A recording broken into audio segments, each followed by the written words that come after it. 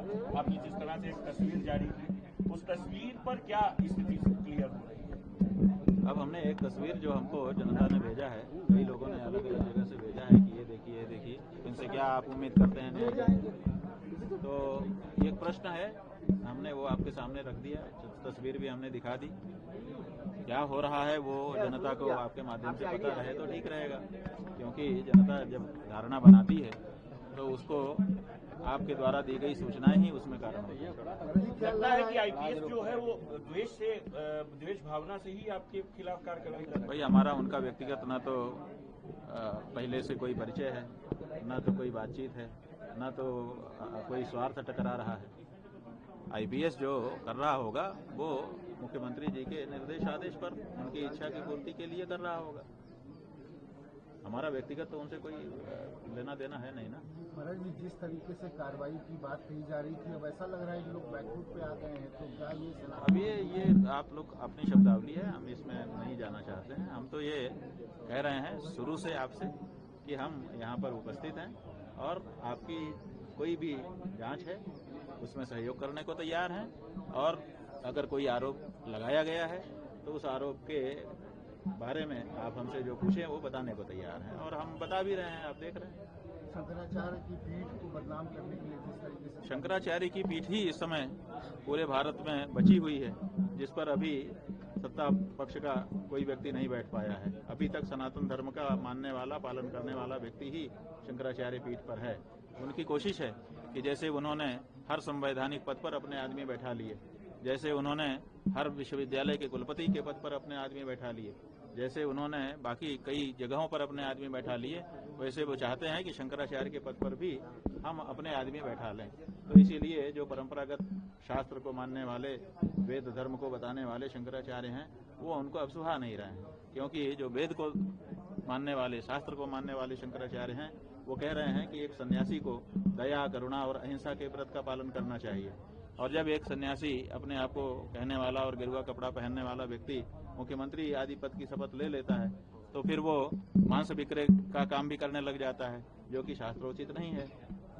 शंकराचार्य ये कह रहे हैं कि जब आपने विरक्ति धारण कर ली, माँ बाप को भी छोड़ दिया, तो फिर आप नौकरी क्यों कर रहे हैं, क्यों वेतन लेकर के काम कर रहे हैं? और वेतन लेकर के जब आप काम करते हैं, भत्ता लेकर के काम करते हैं, तो 24 घंटे के लिए आप संविधान का काम करने के लिए जब नियुक्त हो गए तो मठ का काम कब करेंगे?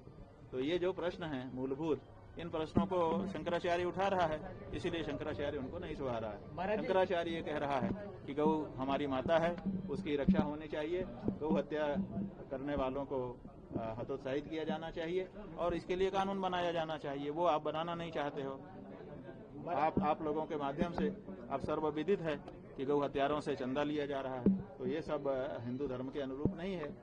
ये बात शंकराचार्य बता रहा है, इसीलिए शंकराचार्य को समाप्त करना उनका उद्देश्य बन चुका। इंडिया गठबंधन आप क्या चीज? इंडिया गठबंधन के लोग आपका समर्थन। बात यह है कि इंडिया गठबंधन हम नहीं जानते, हम कोई पार्टी भी नहीं जानते। हम तो ये जानते हैं कि कौन सच्चा हिंदू है, कौन सच्चा हिंदू नहीं है। तो जो सच्चा हिंदू है वो खुल करके अपनी बात कह रहा है। वो भाजपा में भी है, वो भी बोल रहा है। भाजपा के भी 2 उप मुख्यमंत्री आखिर सामने आए थे ना कि गलत हुआ, आप उनको क्यों नहीं गिनते हो? वो इंडिया गठबंधन के हैं, दोनों उप मुख्यमंत्री। वो भी पानीदार लोग हैं, उनके अंदर भी अभी हिंदू धर्म जीवित है, इसीलिए वो बोल पड़े। बाकी नहीं बोल पा रहे हैं, इसका मतलब कि वो छद्म हिंदू हैं। यही तो बात है कि जो हिंदू धर्म के अनुसार बोल सकेगा मौके पर, वही तो असली हिंदू है, बाकी नकली हिंदू है। तो नकली असली हिंदू की पहचान इससे हो रही है बेटा। लाखों की तादाद में साधु की बात कही जा रही थी, उसको लेकर के रुख बदल रहा है धीरे धीरे। क्या हिंदू समाज का प्रेशर कहा जाए सनातन? देखिए, हिंदू समाज जो है बहुत आहत है कि हमारे शंकराचार्य जी के ऊपर इस तरह का घिनौना आरोप लगा रहे हो आप, और हिस्ट्री सीटर के माध्यम से लगवा रहे हो। हिस्ट्री सीटर को हीरो बना करके घुमा रहे हो और शंकराचार्य जी को प्रश्नों के घेरे में डाल रहे हो। हिंदू समाज के लोग बहुत आहत हैं, इतना आहत हैं कि कह नहीं सकते हैं। लोग हमको टेलीफोन करके रो रहे हैं। अभी महाराज जी, आपने एक बात कही कि वासुदेवानंद जी को कोर्ट ने इस बारे में कहकर रोका कि वो वेतन भोगी है, और उनको संत मानने से इनकार किया, लेकिन मुख्यमंत्री के साथ भी तो यही चीज है। बात यह है कि हम लोग मुकदमा जो लेकर के गए थे वासुदेवानंद जी के बारे में कि इनको रोक दिया जाए, अपने आप को शंकराचार्य ना कहें, तो उन्होंने कहा भाई क्यों इनको क्यों रोकना चाहते हैं। तो हम लोगों ने शास्त्र दिखाया कि हमारे शास्त्र में लिखा है कि जो व्यक्ति सन्यासी हो जाता है वो फिर नौकरी पेशा नहीं हो सकता है, वेतनभोगी नहीं हो सकता।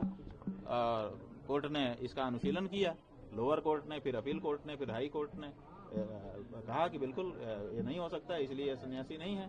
सुप्रीम कोर्ट गए, सुप्रीम कोर्ट से भी उनको कोई रिलीफ नहीं मिली। तो ये तो हमारे धर्मशास्त्र में स्थापित है कि सन्यासी होकर के जो नौकरी करेगा, जो वेतनभोगी होगा, वो सन्यासी नहीं माना जाएगा। तो इसी तरह से ये जो आदित्यनाथ योगी है, ये भी अपने आप को योगी सन्यासी कहता है, गिरुआ कपड़ा पहनता है। तो ये जब नौकरी करेगा, ये वेतन भत्ता सब ले रहे हैं, 4.25 लाख रुपया महीने का इनका सब है मिला करके। तो आप जो वेतन भत्ता ले रहे हैं तो आप सन्यासी कैसे हैं। और आप एक सन्यासी के रूप में अहिंसा व्रत का पालन पूरी तरह से करना पड़ता है, चींटी भी ना मर जाए इसका ध्यान रखना पड़ता है। और आप करोड़ों करोड़ पशुओं को मार करके उसका मांस विदेशियों को खिलाने के लिए बेच रहे हैं, डॉलर कमा रहे हैं, और फिर भी आप अपने आप को सन्यासी कह रहे हैं। यही डर गए। ये जो परिभाषा हिंदू धर्म की बनाई जा रही है कि केवल गेरुआ पहन लो और अपना सिर मुड़ा लो और उसके बाद अपना नाम अमुक रख लो, इतने मात्र से कोई सन्यासी नहीं होता है। सन्यासी होने के लिए सन्यासी वेश के साथ साथ सन्यासी आचरण भी होना चाहिए। ये बात शंकराचार्य कह रहा है, यही उनको नहीं। स्लॉटर हाउस कंपनियों के इशारे पर आपको फंसाया जा रहा है क्या? बात यह है कि ये जो व्यक्ति है जिसने हमारे विरुद्ध शिकायत की है, ये खुद मोइन खान नाम के व्यक्ति के साथ पुलिस अधिकारी के कमरे में जाकर के 1 लाख रुपए की घूस दे रहा था, कह रहा था 12 लाख रुपया महीना देंगे, आप हमारे सारे ट्रक गायों के छोड़ दिया करिए, मत पकड़ा करिए। तो ये गौ हत्यारों का ही तो रेकट है, उसी का तो व्यक्ति है। तो जो स्वयं गौ हत्यारों के साथ खड़ा होकर के और गायों के ट्रक को पार कराने का काम करता हो, वो अब गौ माता की रक्षा करने के लिए निकले, शंकराचार्य के ऊपर आक्षेप लगाए, इसमें क्या आश्चर्य है। लेकिन आश्चर्य ये है कि अपने आप को सन्यासी कहने वाले योगी आदित्यनाथ की सरकार के द्वारा उसको संरक्षण मिल रहा है और उसकी बात को आगे बढ़ाया जा रहा है। महाराज जी केक काटा जा रहा है। महाराज जी, क्या आपके खिलाफ जो पूरा षड्यंत्र ब्रीफ कंपनियों ने फाइनेंस किया है पूरे षड्यंत्र? माने हो सकता है, क्योंकि ये तो प्रमाणित है, जेल में रह चुका है। नवनीत राणा नाम के जो अधिकारी थे उन्होंने इनको पकड़ा था और पकड़ करके जेल में डाला था। तो ये व्यक्ति गौ तस्करी के मामले में जेल जा चुका है। स्वाभाविक है, हो सकता है कि इसको फंडिंग की जा रही हो, लेकिन उसके साथ साथ जो उत्तर प्रदेश की पुलिस है वो भी तो मदद करती दिखाई दे रही है। वो भी तो इनके साथ सेलिब्रेशन करते हुए फोटो में, अभी हमने जो फोटो दिखाया, दिखाई दे रही है। इससे पता चलता है कि गौ हत्यारी जो कंपनियां हैं और जो सरकार के लोग हैं, उनका जो नेक्सस बना हुआ है उसमें ऐसे अपराधी सम्मिलित हैं। गौ हत्या के लिए, गौ को राष्ट्रमाता बनाने के लिए जो आपने मुहिम छेड़ी थी 11 मार्च, वो चल रही है मुहिम हमारी, वो युद्ध हमारा चालू जारी है और हमने 11 मार्च का कार्यक्रम अभी निरस्त नहीं किया है। हम बिल्कुल वहाँ पहुँचेंगे और पहुँच करके जो हमको कहना है, घोषणा करनी है, 40 दिन में जो रिजल्ट आने वाला है उसको हम बताएंगे। क्यों नहीं बताएंगे। महाराज जी, जो अन्य 4 पीठ के शंकराचार्य जी हैं उनसे आपकी बातचीत हुई है? हमारे जो 3 अन्य पीठ के शंकराचार्य जी हैं, हम चारों परस्पर निरंतर संपर्क में रहते हैं, बातचीत हम लोगों की होती रहती है, कोई ऐसी बात ही नहीं है इस मुद्दे कि आपस में बात ना हो। इस मुद्दे पर आपके खिलाफ जो FIR हुई, इस मुद्दे पर कुछ बात हुई है? हमारे जो मुद्दे पर उनका वक्तव्य भी आ चुका है, हमने तो देखा है, आप लोग नहीं देखे पता। महाराज जी, काशी विद्वत परिषद इस पूरे मामले पर क्यों मौन है? किसी अब क्यों मौन है कोई? देखिए, जब दुर्योधन की सभा में द्रौपदी के क्षीर हरण हो रहा था तो भीष्म क्यों मौन थे, बताओ। बाद में उन्होंने महाभारत में अध्याय पूरा लिखा है कि मैंने नमक खाया था इसीलिए मैं मौन था, मैंने नमक खाया था इसीलिए मैं मौन था। तो जो नमक खाने वाला है वो कहाँ बोल पाता है? जो नमक नहीं खाए रहता है अधर्मियों का, वही बोल पाता है, ये जान लीजिए। इसमें हम अपनी प्रशंसा नहीं कर रहे हैं, लेकिन हमने कभी नहीं खाया नमक इनका। ठीक है महाराज जी।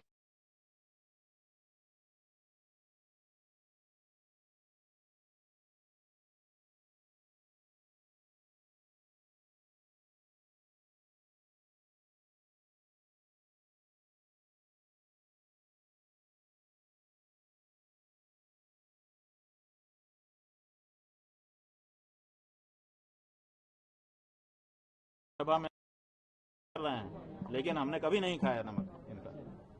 ठीक है महाराज जी।